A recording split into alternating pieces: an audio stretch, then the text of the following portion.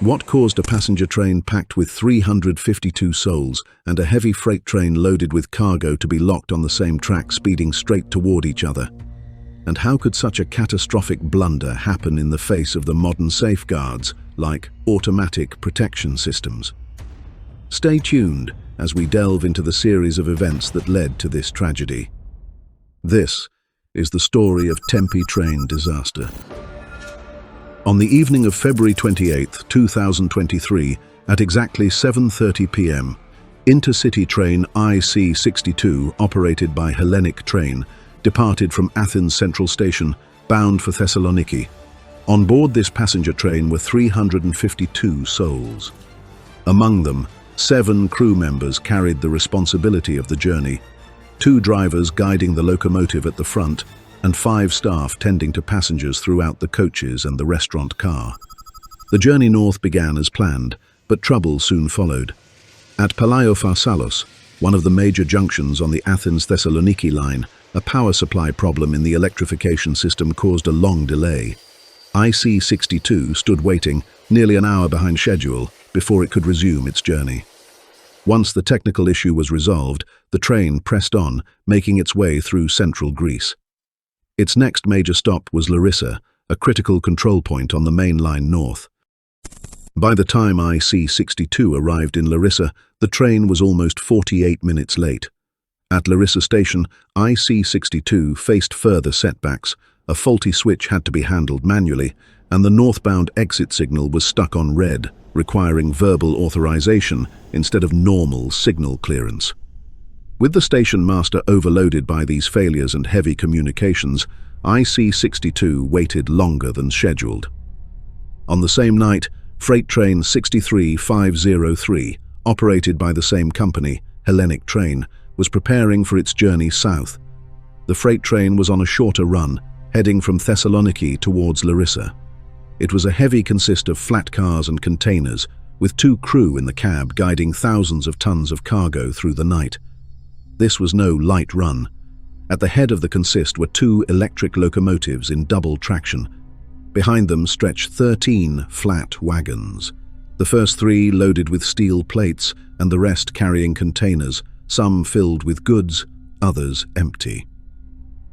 The train's departure, scheduled for 9:15 p.m., was delayed. A technical issue with one of its 2 locomotives forced last-minute checks. Eventually, at 9:40 p.m., freight 63503 rolled out of Thessaloniki, already 25 minutes late. The freight train continued south, reaching Neoi Poroi station at 11:05 p.m. The station master authorized it to proceed further, onto the descending track toward Larissa, the line normally used for traffic heading south to Athens. At 11:05 p.m., IC62 departs Larissa station, authorized verbally by the station master.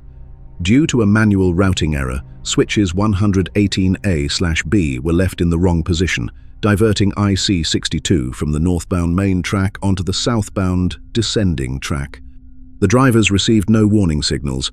The exit signal, LAR11, was permanently red due to long-standing faults, and verbal authorization was relied upon. IC62 accelerates northwards on the wrong line, its passengers and crew unaware.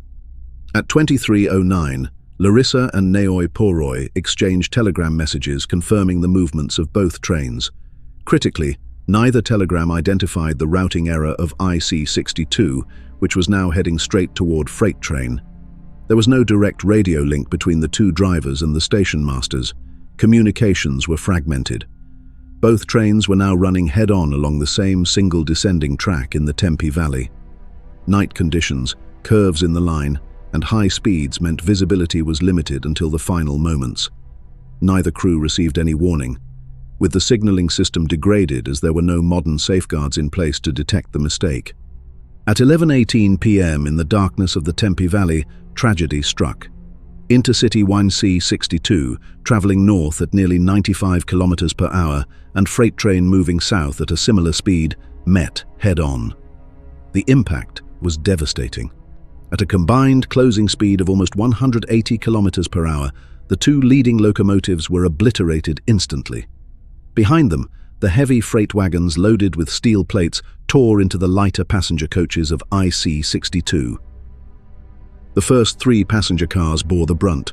The front coach was telescoped and ripped apart by the crushing force. The second and third coaches derailed violently, overturned, and were quickly engulfed in flames. Temperatures inside rose so high that fire crews later described them as completely destroyed. The freight train itself suffered catastrophic damage, its locomotives and first wagons piled onto the wreckage, their immense weight amplifying the destruction. When first responders arrived, they were met with a scene of unimaginable horror. Twisted steel, mangled carriages, and fires raging through the night. 57 lives were lost, and more than 85 others were injured. The first coach, directly behind the locomotives, was torn apart in the impact. Almost no one inside survived.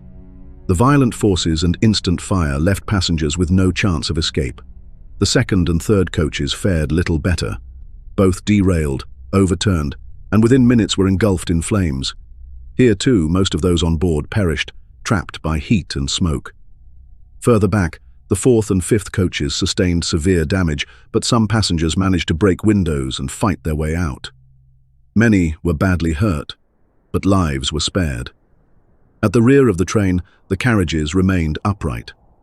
Passengers here survived in greater numbers, though many still suffered injuries from the brutal braking and impact. At 11:21 p.m., just 3 minutes after impact, the first emergency calls reached the Hellenic Fire Service. Within minutes, firefighting units, ambulances and police were dispatched to the scene. The Hellenic police moved rapidly to secure the site, while ambulances from the National Emergency Aid Center began evacuating the injured to hospitals in Larissa, Katerini and Thessaloniki. Rescue operations continued throughout the night, coordinated under the General Secretariat for Civil Protection. Volunteers and local residents rushed to the scene, offering blankets, water and first aid. Survivors recalled strangers pulling them from the wreckage, carrying the injured to safety and comforting those in shock.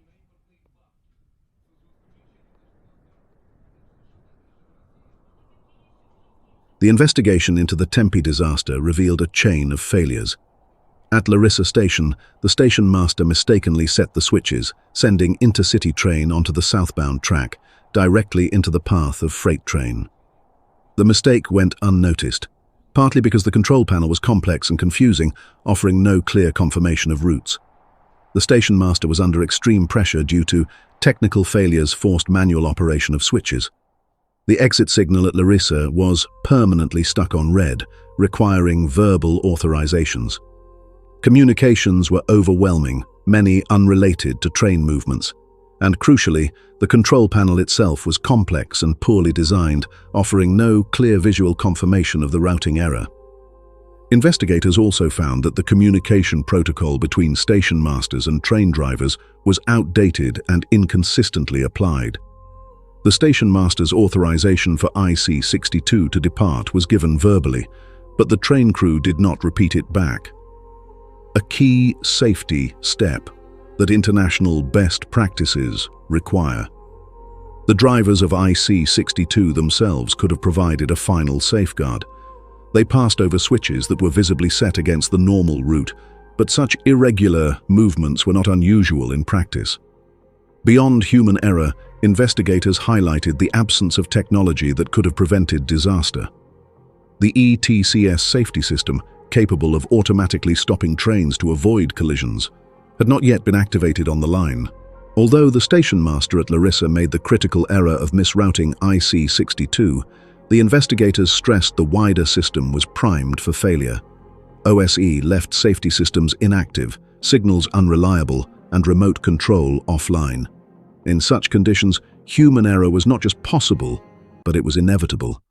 Finally, the Greek state itself was criticized for decades of underinvestment, delays, and unfinished safety projects. EU funds intended to modernize the railway had not been fully implemented.